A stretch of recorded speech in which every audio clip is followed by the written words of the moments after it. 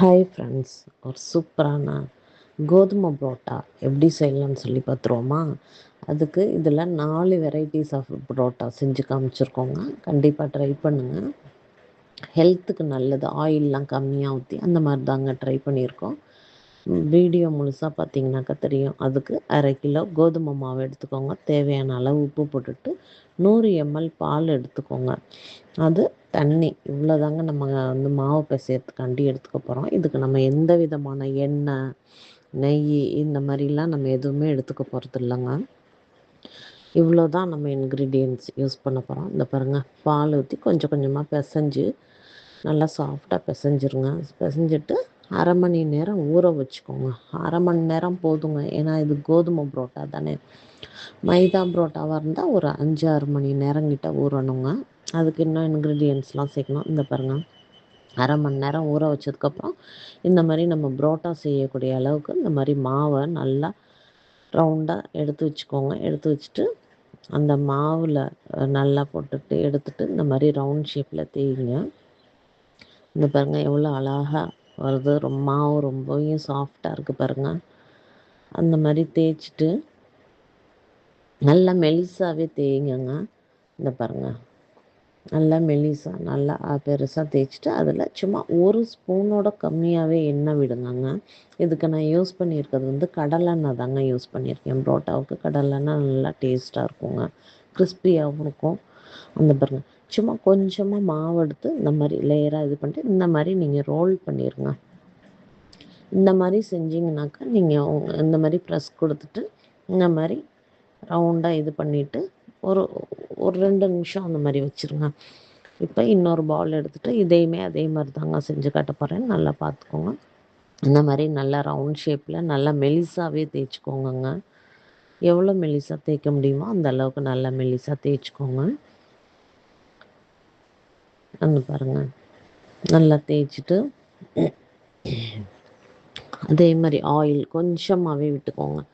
இது நான் அதிகபட்சம் 1/2 ஸ்பூனு இல்லை 3/4 ஸ்பூனு அவ்வளோதாங்க இருக்கும் ஆயில். இதில் நம்ம ரொம்ப ஆயிலெலாம் சேர்க்க போகிறது இல்லைங்க. வரமாவு கொஞ்சமாக எடுத்து இந்த மாதிரி தூவிட்டு இந்த மாதிரி ரோல் பண்ணிவிட்டு ப்ரெஸ் பண்ணிவிட்டு அவ்வளோதாங்க. அந்த பாருங்கள், அந்த மாதிரி ரோல் பண்ணி வச்சுருங்க. இதை வந்து ஸ்கொயர் புரோட்டான்னு சொல்லுவோம்ல, கட்டா ஷேப்பில் இருக்கும், அந்த புரோட்டாங்க. இது எப்படி செய்யலான்னு சொல்லி பார்த்துருவோம் பாருங்கள். இதையுமே அதே மாதிரி நல்லா மெல்லிசாக தேய்ச்சிக்கோங்கங்க. இந்த பாருங்கள், எவ்வளோ மெல்லிசாக தேய்க்க முடியுமோ அவ்வளோ மெல்லிசாக தேய்ச்சிக்கோங்க. அப்போ தான் உங்களுக்கு லேயர்ஸ் வந்து நல்லா அழகாக இருக்குங்க. புரோட்டாவுமே நல்லா சாஃப்டாக இருக்கும். இந்த பாருங்கள், இதுக்குமே அவ்வளோதாங்க எண்ணெய் யூஸ் பண்ணுறோம்.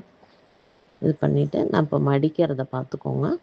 அந்த பாருங்கள், அந்த மாதிரி மடிச்சுட்டு கொஞ்சமாக எண்ணெய் எடுத்து சும்மா அப்ளை பண்ணிவிட்டு இப்படி மடிச்சுக்கோங்க. இப்படி மடிச்சுட்டு இந்த மாதிரி அவ்வளோதாங்க. இந்த மாதிரி மடிச்சுட்டு இனிமேல் மாவை தொட்டு இப்படி தேய்ச்சிங்கனாக்கா அழகாக நல்லா ஸ்கொயர் ஷேப்பில் நமக்கு கிடச்சிருங்க. இதுவுமே நல்லா அழுத்தி மெலிசாவே தேய்ச்சிக்கோங்கங்க. இந்த பாருங்கள், எவ்வளோ அழகாக ஸ்கொயர் ஷேப்பில் இருக்குது பாருங்கள். அவ்வளோதாங்க, இதை எடுத்து வச்சுருங்க. அதுக்கப்புறம் இந்த பாலில் வந்துட்டு நம்ம முக்கோண ஷேப்பு, ட்ரையாங்கிள் ஷேப் இருக்குல்ல, அந்த ஷேப்பு எப்படி செய்யறதுன்னு சொல்லி பார்த்துருவோம்.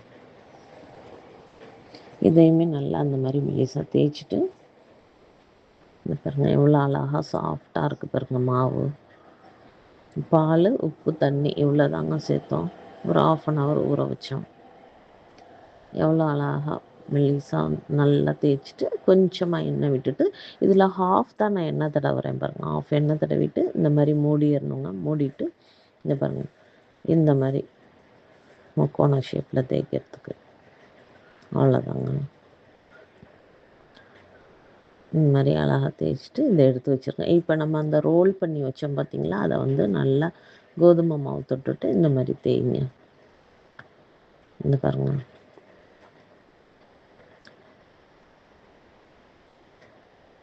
அவ்வளோதாங்க. இதையுமே அந்த மாதிரி கோதுமை மாவு தொட்டுட்டு நல்லா தேய்ங்க. அவ்வளோதாங்க. நல்லா அழகாக ரவுண்ட் ஷேப்பில் 2 சைடுமே நல்லா தேய்ச்சிட்டு இந்த மாதிரி எடுத்து வச்சுட்டு, இது வந்துட்டு நூல் புரோட்டான்னு சொல்லுவாங்க பார்த்தீங்களா, அதுதாங்க. இதுக்குமே நல்லா ரவுண்ட் ஷேப்பில் தேய்ச்சிட்டு மெலிசாக தேய்ச்சிட்டு எட்ஜு ஷார்ப்பான கத்தியாக வச்சுக்கோங்க.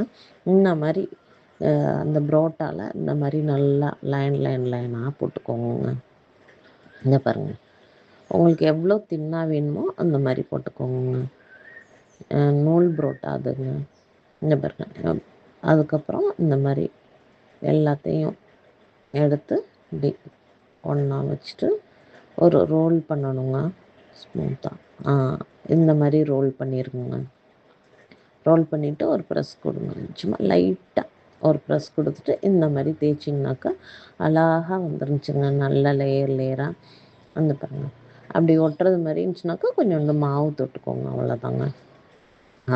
இப்போ தேய்க்க வேண்டியது இதெல்லாம் தேய்ச்சாச்சு. இனிமேல் நம்ம கல்லில் ஸ்டவ்வில் வந்துட்டு தோசைக்கல் வச்சுட்டு இந்த மாதிரி நம்ம போட்டு ஒவ்வொன்றா எடுத்துருவோங்க. இந்த மாதிரி 2 சைடும் வேக விட்டுக்கோங்க. இந்த பாருங்கள், ஃபுல் ஃப்ளேமில் வச்சு இந்த மாதிரி 2 சைடு வேக விட்டுட்டு எங்கேயுமே நம்ம லைட்டாக தாங்க ஆயில் யூஸ் பண்ண போகிறோம். அந்த பாருங்கள், 1 ஸ்பூனுக்கு கம்மியாக தாங்க அந்த தோசைக்கல் எடுத்துகிட்டு இந்த 2 சைடுமே எண்ணெய் அப்ளை பண்ண போகிறோங்க. அந்த பாருங்கள், எல்லா சைடும் நல்லா இந்த மாதிரி வேக வச்சு இந்த மாதிரி எடுத்துக்கணுங்க.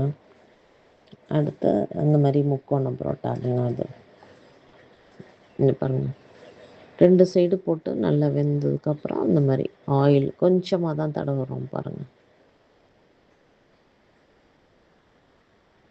அவ்வளோதாங்க. அதையும் எடுத்துகிட்டு இது வந்து ஸ்கொயர் ஷேப்பு புரோட்டா. அங்கே பாருங்கள், இதுக்குமே இது நூல் புரோட்டாங்க. அது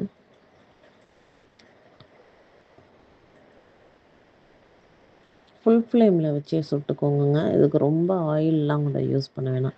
2 சைடு இப்படி வெந்ததுக்கப்புறம் இந்த சைடு 1 ஸ்பூன் ஊற்றிக்கோங்க, இந்த சைடு 1 ஸ்பூன் ஊற்றிக்கோங்க. 1 ஸ்பூனோட கம்மியாக தாங்க நாங்கள் யூஸ் பண்ணியிருக்கோம். அதை பாருங்கள், வேகிறப்ப எவ்வளோ அழகாக லேயர்ஸாக தெரியுது பாருங்கள். இந்த மாதிரி 2 சைடும் நல்லா அந்த பாருங்கள், இப்படி பிச்சு பார்த்தோம்னாக்கா அவ்வளோ லேயராக அவ்வளோ அழகாக வந்துருந்துச்சுங்க.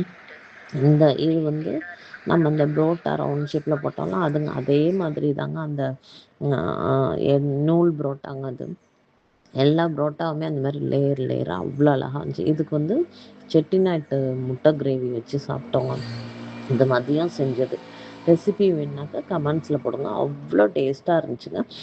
நம்ம புரோட்டா சாப்பிட்ணுன்னு சொல்லி ஆசை இருக்கும் பார்த்தீங்களா, அதுக்கு நம்ம கடையில் வாங்காமல் இந்த மாதிரி செஞ்சு சாப்பிட்லாங்க. ட்ரை பண்ணி பாருங்கள். பாய்.